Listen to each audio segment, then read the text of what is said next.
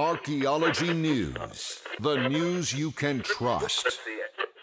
Welcome back to Into the Dust Archaeology News. Today's first story is serving up a spicy plot twist from 7th century England, which is particularly exciting for me because that's the early medieval period and hence my area of specialty. Now, as a stickler for history, I actually get pretty annoyed with Hollywood when they gender and race swap historical fiction characters, because for me that kind of ruins the historical immersion, and certainly I'm opposed to it when we're dealing with real, actual human beings, historical figures that lived and breathed and had a race and gender. Hence, I'm not particularly a fan of inserting ethnic characters into a monolithically European 18th and 19th century British aristocracy, even though it is historical fiction. These were not real people. And certainly portraying actual royalty as looking very different than they really did, even when there are tons of contemporaneous or near contemporaneous artworks and descriptions available. Believe it or not, before cooler or at least less stupid heads prevailed, Hollywood once had the bright idea of casting Julia Roberts as famed conductor of the Underground Railroad Harriet Tubman, who herself escaped slavery. Spitting image, right? What you just said is one of the most insanely idiotic things I have ever heard. But we do know there were plenty of multicultural, multiracial polities, even long, long ago in history, such as the Romans, Byzantines, and Ottomans. And multiculturalism does in fact occur in the most surprising and seemingly least likely of places. And one of those places, as it turns out, is early medieval England. Because a recent pair of papers in the journal Antiquity reveals that West African DNA has been found in 7th century England. What's exciting for me is one of the academics leading this work is Duncan Sayer, whose work has heavily influenced my own academic focus, and I investigated both of these sites in the paper in my master's dissertation. Now, this factoid was released in the press several years ago, but now that the publication has finally come out, it is official. Now, the two cemeteries in question, Upton, spelled up-down, which sounds more than a little oxymoronic, and Worth Matraverse, are found down the coast of southern England, about 250 kilometers or 160 miles from one another. The Upton Cemetery near Eastry in Kent was excavated back in the 70s and 80s. It's got 78 burials dripping with Anglo-Saxon swagger. Think swords and other weaponry, fancy buckles, pottery, basically enough bling to make an Anglo-Saxon rap star jealous. The Kingdom of Kent was known as a multicultural place with a lot of Frankish and other material from mainland Europe, and this place is located near Fingalsham, which was a royal center, so these are some pretty fancy graves. Meanwhile, Worth Matraverse, a smaller site with just 21 graves, was dug up in 2011. It's more austere of the two, with no grave goods other than a stone anchor pillow. Eat that, my pillow guy. Both sites are screaming 7th century vibes, but the DNA from these two burials is what's got everyone buzzing. So how did we get to this bombshell? That's right, ancient DNA.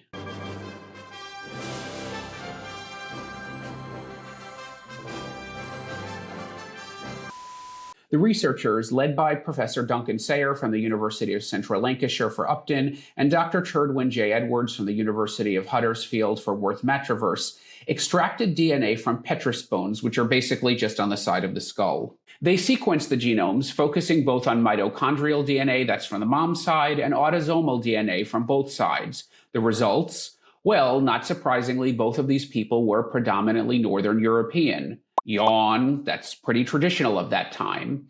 However, they found a 20 to 40% genetic affinity for modern Yoruba, Mende, Mandenka, and Isan groups from West Africa. And sorry if my pronunciation is off on any of those. And further statistical wizardry suggests these two people's paternal grandparents were likely from the southern Sahel in Africa, migrating to Europe between the mid-500s and early 600s.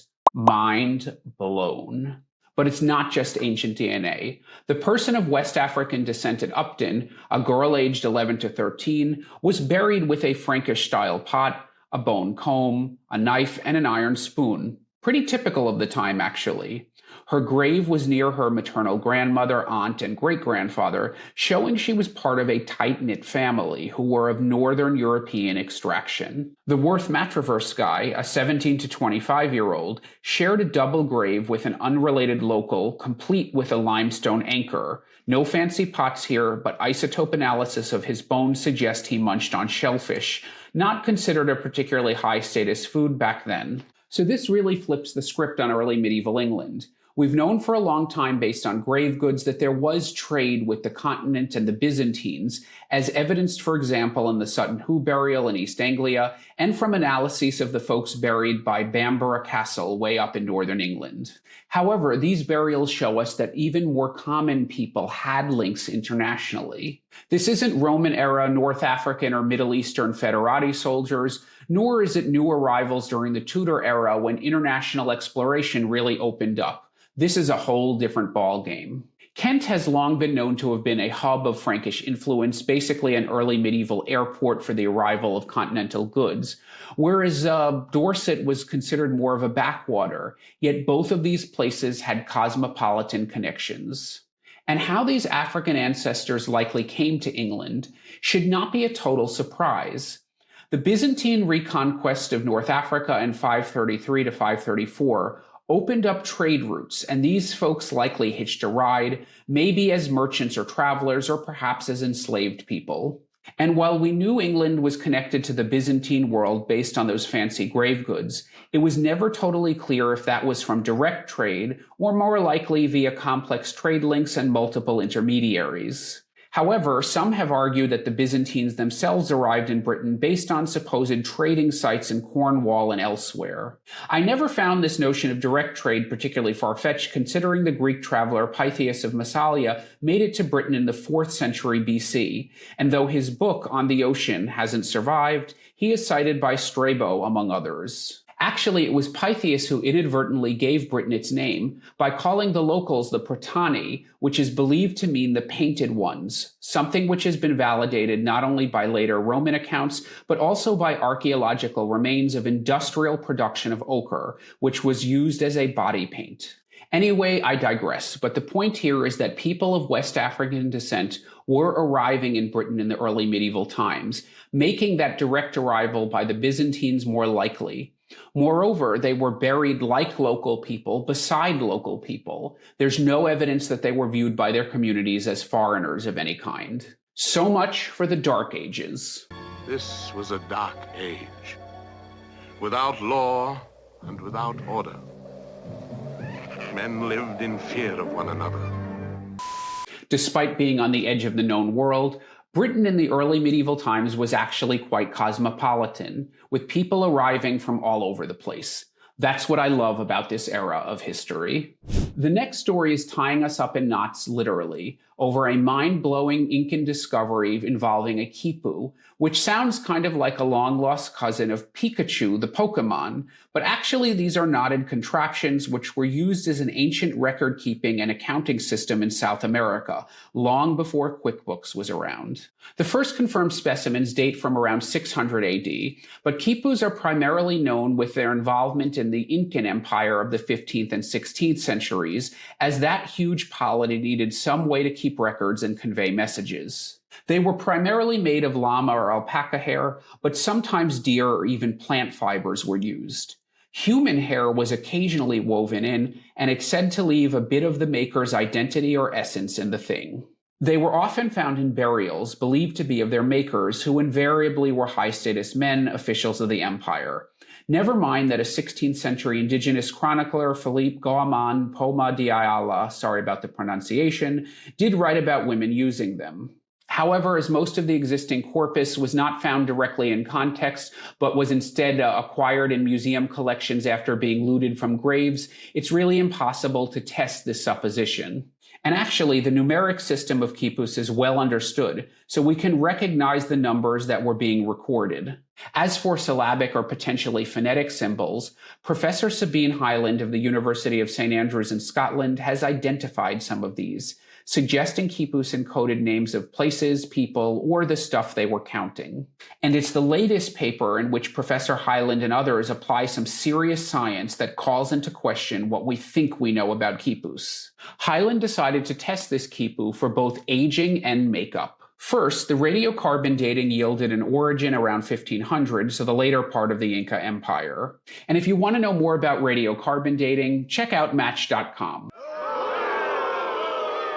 No, just kidding, check out my episode about radiocarbon dating. Then they determined the Khipu was primarily made out of human hair, though to be honest, I'm not really sure how they did that, but my guess is there's enough expertise and experience with these things that someone could probably tell on site if using a microscope. But finally, and this is the really interesting part, the team applied isotope ratio mass spectrometry, that's a mouthful, more commonly known as isotopic analysis, specifically on the carbon, nitrogen, and sulfur. And this actually allows researchers to infer what a person ate, which in this case was more greens and tubers, relatively common foods, as opposed to meat and maize, indicative of a high-status diet. Apparently, corned beer was a thing back in the day. Suggesting that the person who made this Khipu was actually of a relatively lower status, which would mean that literacy, remember they read through the knots on these Khipus, not from books, was actually perhaps more widespread than previously believed. Very cool. Now, we probably need to know a bit more to feel confident about this conclusion. It's possible that some Khipus might have been made of other people's hair besides the maker, so I think more of these things need to be tested. And the authors do try to connect the idea that this Khipu came from a lower status person with the more modern production of Khipus in the 19th and 20th centuries, when low status individuals, including hacienda laborers, peasant farmers, and female peasants, made Khipus. But I find that conclusion to be a little bit tenuous because by that time, the 19th and 20th centuries, the upper class in South America was very heavily of European or mestizo descent and very culturally Spanishized, which is not a word, but you get what I mean. Whereas the lower classes would have almost by definition been more of native origin and more likely to have kept up this kind of custom. However, hats off to Professor Hyland, as this is a pretty cool finding which matches ethnographic observations, and it is an awesome application of science and archaeology, which I'm always a fan of. And finally, just a friendly reminder that every time we think we know something in archaeology or history, we find out that we're wrong or we're missing some deeper truth. For this story, we go to Sardis in Turkey, an ancient city of the Lydian kingdom. Now, Lydia was a kingdom which thrived from around 1200 to 546 BC, and notably much of this time is before ancient Greece was really a thing. The rise of major Greek city-states really got underway in the 8th century BC, and the classical period of ancient Greece is typically dated starting in the 5th century. And yet, the structures in the later Lydian period very much reflect Greek influence, and hence Lydia is often thought of to have been under Greece's sway and part of the Greek world. We can see this in the architecture and art at Sardis. But to make a long story short, recent excavations have called that assumption into question. A project led by Nicholas Cahill of the University of Wisconsin-Madison dug down nearly 8 meters or 26 feet below the surface of a monumental palace beneath layers of dirt from the Persian, Hellenistic, Roman, and Byzantine eras. And what they found at Sardis, in addition to terraced buildings, human remains, and among the oldest known silver coins, was that the monumental architecture of a palace there, the giant stone foundations of the place, predated the Greek period by over a century. The structure was over 2,800 years old. Now, at the time, it seems no such structures were being built in Greece, which was undergoing a more fragmented and chaotic era called the Archaic period. And what this suggests is that later on, something more complex went on than simple Greek dominance over Lydia. Of course, we know that in the Bronze Age, we have monumental building going on in what is today Greece. For example, at Mycenae, where we've taken you on a site visit, Tyrannus and Pylos. But the chaos of the Archaic period means that the cultural continuity can't necessarily be established between those places and what came later in Greek antiquity. Perhaps Bronze Age culture and knowledge survived, thrived, and continued to evolve in Anatolia, whereas mainland Greece fell apart during the Archaic period. We don't know for sure, but we'll invariably learn more as excavations at Sardis continue. But for now, that's just a reminder that in archaeology, we never really know what we don't know. Hey, If you like what you heard, give me that thumbs up below, hit that bell to subscribe, or if you want to support more independent archaeology content, consider contributing to my Patreon, where you can enjoy some exclusive members-only benefits and other goodies. Until the next dig.